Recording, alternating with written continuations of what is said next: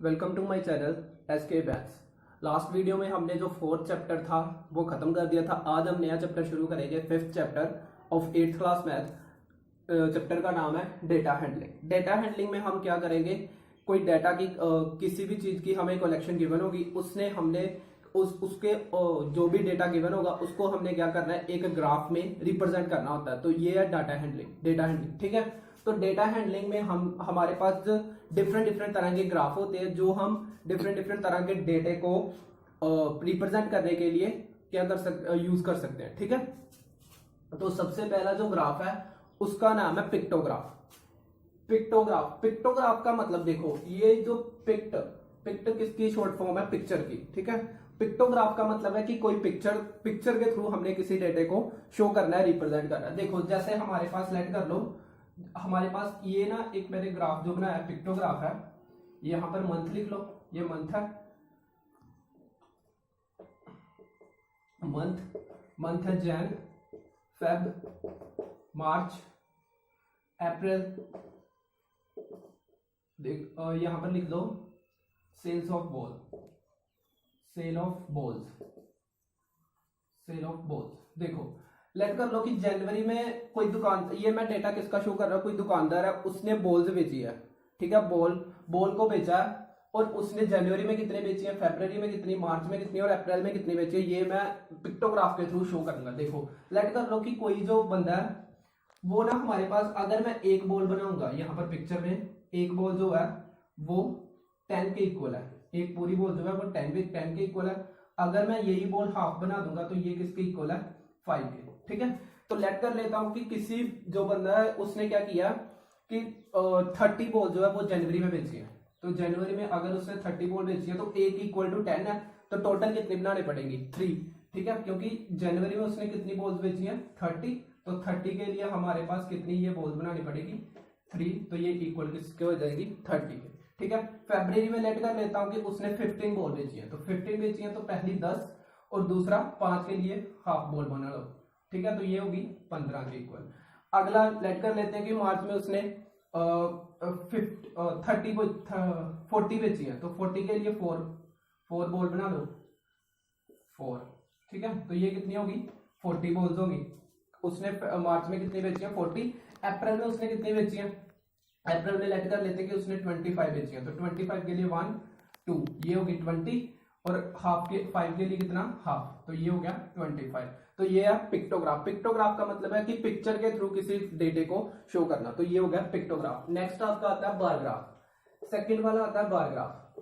Bar graph हमारे पास क्या होता है, बार ग्राफ हमारे पास एक ऐसा डाटा गिवन होता है जिसमें हमारे पास इंटरवल गिवन होते हैं। ठीक है। जैसे मैं आपको एग्जांपल देकर समझाता हूं। एक जैसे ये हमारे पास एक ग्राफ है, ये है बार ग्राफ। बार ग्राफ को मैं शो कर देता हूं कैसे, 50 100 150 200 नंबर ऑफ स्टूडेंट्स, ये ईयर 2003 4 5 6 7 लास्ट में 8। देखो ये ना हमारे पास एक डेटा गिवन है। लेट कर लो कि हमारे पास किसी स्कूल का डेटा गिवन है। स्कूल का डेटा मतलब किसी स्कूल में जो नंबर ऑफ स्टूडेंट है ना, नंबर ऑफ स्टूडेंट जो 2003 to 4 इस ईयर में थे, उसमें इस ईयर में उसमें स्टूडेंट कितने थे, स्कूल में टोटल स्टूडेंट थे 100। अगले साल ये अगले साल जो स्टूडेंट थे 5 to 6 ईयर वाला, 2005 से 2006 वाला जो ईयर था, उसमें उसके पास स्टूडेंट हो गए 150। अगला जो ईयर आया 07 to 08 वाला, उसमें लेट कर लो कि उसके पास स्टूडेंट कितने हो गए, 200। ठीक है। तो इसको हमने ग्राफ पर कैसे शो करना है, तो ग्राफ में कैसे, देखो 2000 ये ईयर मैंने नीचे लिख लिए और नंबर ऑफ स्टूडेंट है जो वो एक तरफ। ठीक है। इसे हम बोलते हैं एक्स एक्सिस, दूसरी तरफ बोलते हैं वाई एक्सिस। ठीक है। ये वाई एक्सिस होती है, ये एक्स एक्सिस होती है। तो ईयर देखो 2003 और 4 में कितने स्टूडेंट टोटल, 100। 2003 ये 100 ग्राफ यहां तक का। ठीक है। दूसरा 5 to 6 में कितने, 150 मतलब ये वाला ग्राफ आ गया। और 7 to 8 में कितने हैं 200 मतलब ये आ गया। तो ये एक बार की तरह ग्राफ बन गया, तो इसे हम बोलते हैं बार ग्राफ। बार ग्राफ में क्या होता है स्पेशल एक चीज जो वो क्या है कि हमारे पास इंटरवल गिवन होते हैं, इंटरवल ये वाले, इसे हम बोलते हैं इंटरवल, ठीक है। कोई भी क्लास या इंटरवल या क्लास इंटरवल बोलते हैं। तो ये क्या हो गया बार ग्राफ। कोई भी ऐसा डेटा हमारे पास गिवन होगा तो उसको शो करने के लिए हम क्या यूज करेंगे बार ग्राफ को। नेक्स्ट आता है डबल बार ग्राफ। नेक्स्ट हमारे पास क्या है डबल बार ग्राफ। थर्ड है डबल बार ग्राफ। अब डबल बार ग्राफ में देखो, डबल बार ग्राफ, हाँ 50 60 100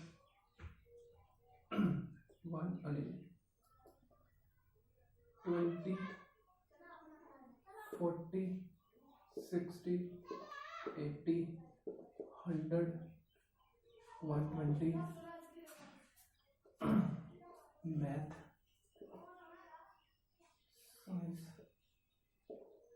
साइंस इंग्लिश हिंदी। देखो लेट कर लो हमारे पास एक स्टूडेंट का डेटा गिवन है। स्टूडेंट का डेटा क्या गिवन है कि हमारे पास कोई स्टूडेंट है, उसने क्या करना है, हमारे पास कोई स्टूडेंट है, उसके ना जो नंबर आए हैं, एक ईयर है 2003 to 4, एक ईयर है 2005 to 6, 2 ईयर है। और 2 ईयर में उसके जो मार्क्स आए हैं वो कितने हैं, ये हो गए सब्जेक्ट, इधर सब्जेक्ट मैथ में उसके आए हैं, मैथ में उसके लेट कर लो कि उसके 80 है, ठीक है पहले ईयर। और 03 to 04 वाला जो ईयर है उसमें मार्क्स कितने 80, और जो 05 to 6 वाला ईयर है उसमें उसके जो मार्क्स आए हैं वो कितने हैं 60 लेट कर लो, ठीक है ये हो गया। उसके बाद साइंस के उसके जो 3-4 वाला ईयर है उसमें उसके साइंस में मार्क्स है 20, ठीक है। तो 5 to 6 में उसके मार्क्स कितने हैं 80, ठीक है। आ गया इंग्लिश में उसके मार्क्स लेट कर लो कि जो 3 to 4 में आए हैं वो है 100, और दूसरा जो 5 to 6 वाला है उसमें आए हैं 60। नेक्स्ट है हिंदी में उसके मार्क्स जो आए हैं वो आए हैं पहले ईयर में वो आया 40, और नेक्स्ट जो ईयर है उसमें आए हैं 120, ठीक है। तो ये मार्क्स हैं उसके। अब देखो ये इकट्ठे 2 डाटे हैं एक ही स्टूडेंट के, तो एक ही स्टूडेंट के हम 2 डाटे को कैसे एक ही चीज में कलेक्ट कर लेते हैं। देखो पहले उसके मैथ में कितने मार्क्स हैं 80, तो ये 80 वाला मार्क्स आ गया ये वाला, ठीक है। और दूसरा वाला कितना है, दूसरे वाले हैं 80 के बाद साइंस 60, तो 60 मार्क्स इसी स्टूडेंट के ना मैथ में, तो ये होगी। हम लेट कर लेते हैं जो 2003 के लिए हमारे पास ग्राफ है वो ऐसा है खाली वाला, और एक हम लाइन वाइज ये वाला ये बार ग्राफ 5 to 6 के लिए कौन सा शो कर रहे हैं ऐसे वाले, ठीक है, जिसमें लाइन है वो 5 to 6 वाला। तो ये हो गया डबल। ये पहले में क्या आ रहा था सिर्फ एक ही बार आ रहा था, ठीक है, तो वो एक बार ग्राफ था। अब डबल बार ग्राफ में क्या रहता है डबल बार्स आ रही हैं, तो ये हो गया डबल बार ग्राफ। अब साइंस के लिए भी ऐसे ही, साइंस के लिए पहले ईयर में मार्क्स है 20, ये पहले ईयर के मार्क्स हो गए 20, दूसरे ईयर में उसके मार्क्स है 80, ये 80, तो इसको हम ऐसे ही शो करेंगे क्योंकि ये कौन से हैं 5 to 6 वाले, ठीक है। नेक्स्ट इंग्लिश में उसके मार्क्स है पहले 100, ये हो गए 100, फिर 60, तो ये आ गया आपके पास 60 अप्रोक्सीमेट, ठीक है, तो ये 60 हो गया।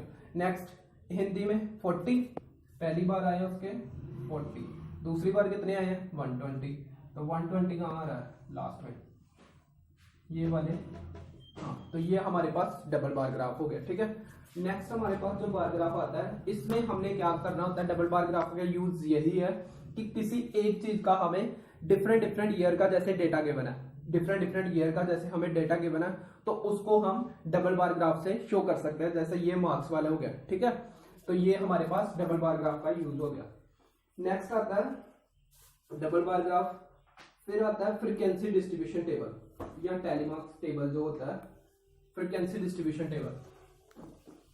फ्रीक्वेंसी डिस्ट्रीब्यूशन टेबल में क्या होता है जैसे या टेलीमार्क टेबल भी बोलते हैं। देखो इसमें क्या है, जैसे हमारे पास कोई चीज गिवन है कि हमारे पास कोई स्टूडेंट है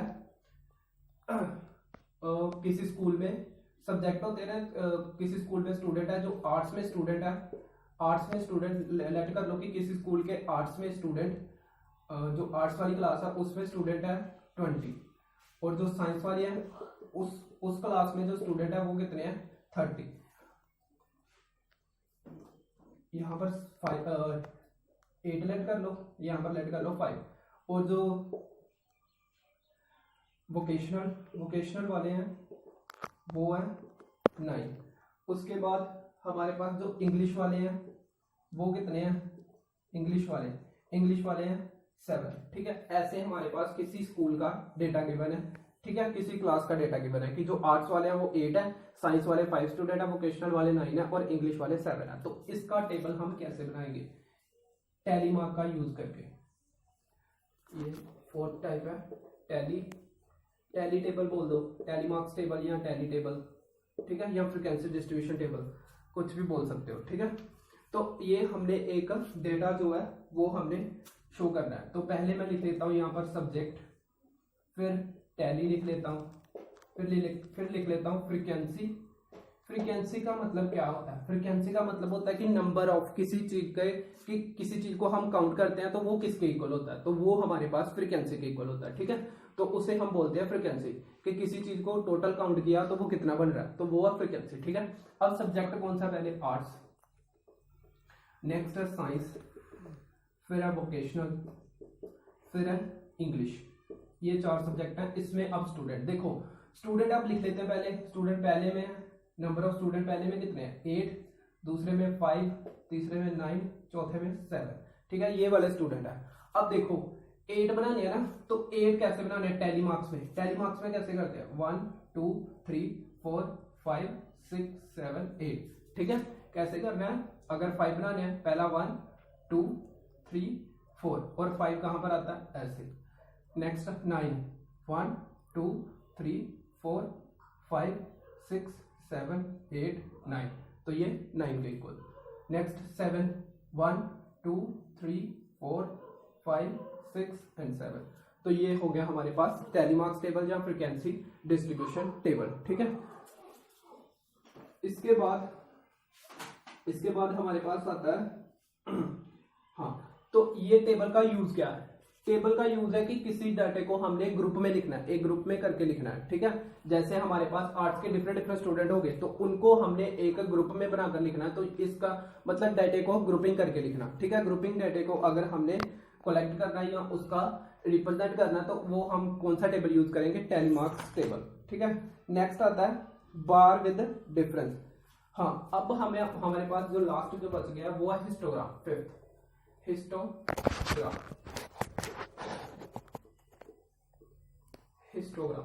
हिस्टोग्राम जो है वो एक बार ग्राफ की टाइप है, बस इसमें डिफरेंस क्या आता है, हिस्टोग्राम भी क्या है, एक बार ग्राफ की टाइप है।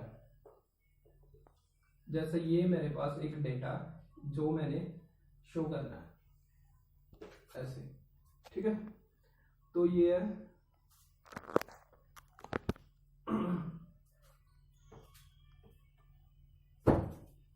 1 2 3 4 5 25 30 40 45। अब देखो हमारे पास जो डेटा गिवन है वो लेट कर लो कि हमारे पास एक ना ये है नंबर ऑफ टीचर्स, ये है एजेस ऑफ टीचर्स। हम लेट कर लो कि हमारे पास एक डेटा गिवन है कि किसका गिवन है कि किसी स्कूल में टीचर है और उनकी एज है। ठीक है, देखो जैसे हमारे पास जो ये इधर मैं लिख लेता हूँ नंबर ऑफ टीचर्स और इधर लिख लेता हूँ एज। अब देखो यहाँ पर क्लास इंटरवल कैसे लेट कर लो कि जो 25 to 30 ईयर वाले टीचर है वो कितने हैं 5 है। ठीक है, और जो 30 to 35 ईयर में आ रहे हैं वो कितने हैं 30 to 25 30, यहाँ पर 30 आएगा, 30 35, नेक्स्ट कर लो 40, 35 40 एंड 45, 30 35, हाँ 30 to 35 में जो नंबर ऑफ टीचर है वो कितने हैं 4, और जो जिनकी एज 35 to 40 है वो टीचर कितने हैं 3, और जो 40 to 45 में 45 की एज वाले हैं वो सिर्फ एक ही टीचर है। ठीक है, ये हमारे पास किसी स्कूल का डेटा गिवन है जिसमें नंबर ऑफ टीचर और उनकी एज के अकॉर्डिंग मैंने एक टेबल बना लिया है कि एज, जैसे कि कोई मतलब टीचर जो है वो जिनकी एज 25 to 30 तक है, ठीक है, वो जो टीचर है वो कितने हैं 5, जो 30 to 35 है वो 4, और आगे ऐसे ऐसे। ठीक है, ये वो हमारे पास एक डेटा गिवन है। अब इसको हमने ग्राफ में शो करना है। ग्राफ में शो करना कैसे, देखो 25 to 30 जो एज है उनके बीच में स्टूडेंट कितने हैं, 25 to 30 कितने स्टूडेंट है, ये स्टूडेंट कितने हैं, टीचर कितने हैं 5, यहाँ पर ये वाला। ठीक है, इसके बाद कितने हैं 30 to 35 4, 30 to 35 जो है वो 4, यहाँ पर ये 4 आ गए 30 to 35, फिर 35 to 40 है 3 स्टूडेंट और 3 टीचर्स, तो ये 3। नेक्स्ट 40 to 45 कितने हैं 1, ओनली 1 टीचर है, तो ये आ गया डेटा। अब देखो हमारे पास एक बार ग्राफ आया था, उसमें बने थे ऐसे ऐसे वाले ग्राफ, ये वाले ग्राफ बने थे। ठीक है, इसमें क्या आ रहा था, ये डिफरेंस आ रहा था, ग्राफ जो है वो डिफरेंट बार जो बने थे वो गैप डालकर बने थे। ठीक है, बट ये जो ग्राफ है इसमें क्या है, कॉन्टिन्यूटी एक लगातार आ रही है, इनमें कोई भी गैप नहीं है। ठीक है, तो इसे हम बोलते हैं हिस्टोग्राम। ये एक बार ग्राफ की टाइप है, बट इसमें हम क्या जो डेटा होता है वो क्या होता है, मतलब ब्रेकेज करके आता है। ठीक है, बट इसमें एक जो डाटा होता है वो क्या है, कॉन्टिन्यूसली चलता जाता है। ठीक है, तो ये है हिस्टोग्राम और बार ग्राफ में ये डिफरेंस है। और एक डिफरेंस ये देखो, ये जो टेबल है ये क्या कंटिन्यूसली चल रहा है, 25 to 30, फिर 30 से शुरू हो रहा है, फिर 35 से शुरू हो रहा है, फिर 40 से शुरू हो रहा है। बट ये जो बार ग्राफ था वो क्या था, पहले थे हमारे पास 03 to 04, फिर अगला जो शुरू हो रहा था वो था 05 to 06, फिर जो अगला था वो 06 to 07 था। ठीक है, 07 to 08 था। ठीक है, बट इसमें क्या है, एक कंटिन्यूटी है, ये वाला इधर, फिर से ये वाला इधर, फिर से ये वाला इधर, मतलब कंटिन्यूटी में एक डेटा गिवन है। उसको अगर हमने शो करवाना है किसी ग्राफ में तो वो हम किसका यूज करेंगे, हिस्टोग्राम का। ठीक है, ये जो लाइन है इसे हम बोलते हैं जिगजैग लाइन। ठीक है, जिगजैग लाइन का मतलब क्या होता है, देखो ये जो पहला डिफरेंस है 0 to 25 वाला, ये कितना टोटल डिफरेंस है 25, बट आगे वाले जो डिफरेंस है वो 5 के हैं, तो ये सारे के सारे डिस्टेंस को कवर कर लेता है और इसके इक्वल कर लेता है। इसलिए हमें ये वाली लाइन जो है वो लगानी पड़ती है ताकि ये वाले जो डिफरेंस है वो इक्वल हो जाए। ठीक है, तो इसका मतलब ये है कि ये जो डिफरेंस है वो इनसे थोड़ा सा डिफरेंट है। ये वाला जो डिफरेंस है 0 to 25 है ना, पहला जो डिफरेंस है वो उसमें गैप कितना आ रहा है 25 का, अगले वाले में 5 का, फिर 5 फिर 5 फिर 5। ठीक है, तो इसमें तो कॉन्स्टेंटली गैप एक सेम है, बट इसमें जो पहला वाला है वो उसमें गैप कितना है 25, तो इसलिए ये लाइन जो है जो इसलिए शो की जाती है ताकि ये गैप को वो शो कर सके। तो ये इस लाइन को हम क्या कहते हैं, जिगजैग लाइन, और ये है हिस्टोग्राम। ठीक है, तो जो ग्राफ थे वो मैंने समझा दिए। अब उनका यूज करके हमने एक्सरसाइज को सॉल्व करना है। एक्सरसाइज 5.1 एक्सरसाइज है 5.1। 5.1 में जो फर्स्ट क्वेश्चन है वो है for which of these would you use a histogram to show the data. अब उसने बोला है कि कुछ स्टेटमेंट हमारे पास गिवन है, उसमें से हम किन स्टेटमेंट्स में हिस्टोग्राम का जो हिस्टोग्राम जो है वो उसको हम यूज कर सकते हैं। तो पहले हमारे पास हिस्टोग्राम का यूज क्या था, हिस्टोग्राम में हमारे पास एक क्लास इंटरवल वाला डेटा गिवन होता था और वो डाटा जो है वो क्या होता था, कॉन्टिन्यूटी में है। ठीक है, तो उसलिए हाँ, तो देखो पहली जो स्टेटमेंट है तो हिस्टोग्राम को हम कहाँ यूज कर सकते हैं। पहली स्टेटमेंट है the number of letter for a different area in postman's bag. अब देखो कह रहा है कि एक पोस्टमैन है, ठीक है, पोस्टमैन है, उसके बैग में डिफरेंट एरिया के लेटर है, डिफरेंट एरिया के लेटर। ये जैसे मान लो कि कोई सिटी लगा लो जैसे पंजाब के, वो लेटर है उसके पास 30, फिर कोई और स्टेट लगा लो, जैसे कोई और स्टेट लगा लो चंडीगढ़, उसके लेटर है 40। ऐसे डिफरेंट एरिया के उसके पास लेटर है। तो इसको थोड़ी ना हम हिस्टोग्राम में शो कर सकते हैं। हिस्टोग्राम के लिए हमारे पास स्पेशल क्या होता है कि एक इंटरवल गिवन होता है, बट इसमें कोई इंटरवल गिवन नहीं है, इसलिए हम पहले पार्ट में जो नंबर ऑफ लेटर वाला जो पार्ट है उसमें हम हिस्टोग्राम को यूज नहीं कर सकते। नेक्स्ट है the height of a competition in athletics meet. एक एथलेटिक मीट है, उसमें हमने क्या करनी है, एक हाइट जो है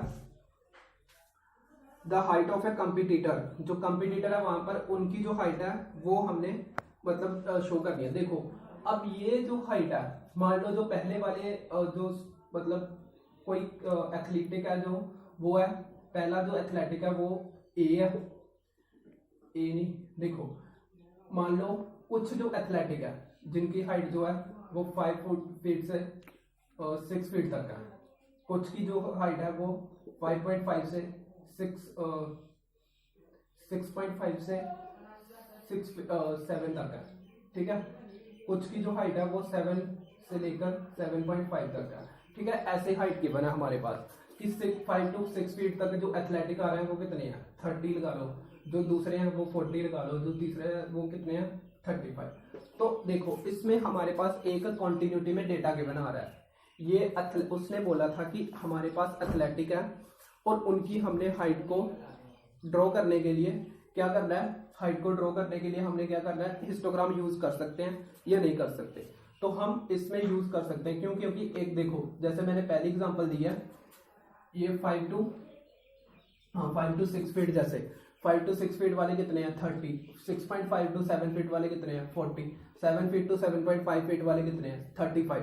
तो ऐसे मतलब कि हमारे पास एक कॉन्टिन्यूटी में डेटा आ रहा है और इंटरवल भी आ रहे हैं, ठीक है। तो इसमें हम क्या कर सकते हैं, यूज कर सकते हैं हिस्टोग्राम को। तो सेकंड में हम यूज कर सकते हैं the number of cassette, C part है, the number of cassette produce by 5 company, कि 5 कंपनियां और उसके देखो लेट कर लो कि A B C D E 5 company है कैसेट की, और ये जो नंबर ऑफ कैसेट प्रोड्यूस कर रहे हैं, ए ने जो है 30 की, इसने 40, इसने 50, 70, 90, ऐसे इन्होंने सभी ने कैसेट को प्रोड्यूस किया है, ठीक है। तो ए ने 30 बनाई है, बी ने 40 बनाई है, सी ने 50, ऐसे करके सभी ने डिफरेंट जो 5 कंपनी है उन्होंने कैसेट बनाई है। क्या इसमें हम हिस्टोग्राम यूज कर सकते हैं? नहीं, क्योंकि इसमें हमें कोई भी इंटरवल जो है क्लास इंटरवल वो गिवन नहीं है। तो फोर्थ पार्ट क्या है, तो इसमें हम सी पार्ट में हम यूज नहीं कर सकते हिस्टोग्राम को। नेक्स्ट पार्ट जो डी है वो क्या है, the number of passenger boarding train from 7 AM to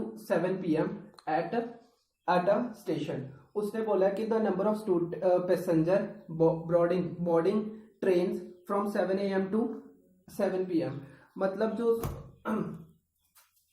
number of passenger निकालने हैं जो 7 AM to 7 PM, कहता है कि 7 AM to 7 PM तक जितनी भी ट्रेन चलती हैं उनके बीच में जो पैसेंजर जो सफर करते हैं उनके हमने निकालने हैं। क्या उसको हम ग्राफ में शो कर सकते हैं हिस्टोग्राम में? तो देखो 7 AM to 7 PM तक, पहले लेट कर लो कि पहली जो ट्रेन चली वो 7 AM to 8 AM के बीच चली। नेक्स्ट जो चली 8 AM to 9 AM, फिर 9 AM to 10 AM, ऐसे ऐसे आगे ट्रेन चलती जाएगी, ठीक है। तो जो 7 to 8 वाले हैं वो लेट कर लो कि वो पैसेंजर कितने हैं 30, नेक्स्ट वाले जो है 20, नेक्स्ट वाले 40, ऐसे करके हम अप टू 8 PM तक इस ग्राफ को शो कर सकते हैं। मतलब इस इंटरवल से हम क्या कर सकते हैं, पैसेंजर को शो कर सकते हैं कि 7 to 8 AM में कितने पैसेंजर थे 30, 8 to 9 में 20, 9 to 10 में 40, ठीक है। तो आगे ऐसे 7 PM तक जाना है ना, तो 7 PM तक लास्ट तक हम जा सकते हैं। लास्ट जो आ रहा होगा वो क्या होगा 6 PM to 7 PM तक हमारे पास लेट कर लो कि 60 है, ठीक है। तो ये हमारे पास एक कॉन्टिन्यूटी में हम डाटा जो है वो एक इंटरवल में शो कर सकते हैं, तो इसलिए इसमें हम हिस्टोग्राम का यूज कर सकते हैं, ठीक है। तो फोर्थ वाले में भी हम हिस्टोग्राम को यूज कर सकते हैं। तो इस वीडियो में बस इतना ही है। 5.1 का जो पहला क्वेश्चन था ये कंप्लीट है। आगे हम नई वीडियो में जो नेक्स्ट वीडियो थे उसमें मैं सेकंड क्वेश्चन जो है वो करवा दूंगा। तो आज के लिए बस इतना ही। Okay, thank you.